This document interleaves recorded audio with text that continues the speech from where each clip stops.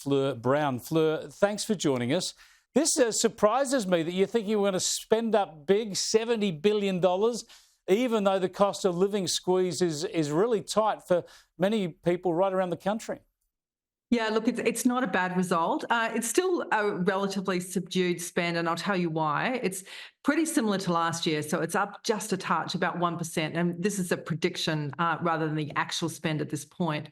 The reason I say it's subdued is that you've got to count in that amount of spending a whole lot of increased prices for retailers and, of course, for consumers. So there's some cost of doing business increases across the board for retailers and, of course, some price inflation and their supply chain costs, that sort of thing. So in some categories, that's sort of taking us backwards. Yeah, now, the other thing, I suppose, when you're estimating how much spending there is to come, I guess with Christmas on Monday, you're going to get spending right up, certainly through Saturday. I don't know whether shops are open on Christmas Eve on Sunday, but I would have thought there's still plenty of spending to come. I've got to tell you, I've still got to get out there and pick up a few more gifts. I hear you. So, look, $9 billion is what's predicted to be spent in the last week. It's always a big final hurrah in the final week. Of course, food spending drives a lot of that. People getting last-minute food items for their home Christmas event, and that across the whole $67 billion that'll be spent in the November-December period, $27 billion of that is food. Wow.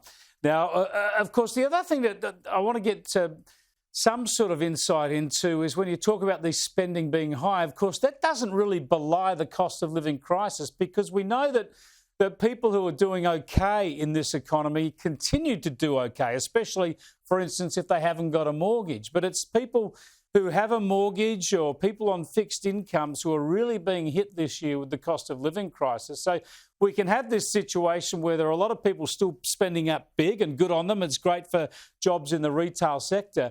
But there are a lot of families, even working families, who are really struggling, and certainly the charities are telling us about that.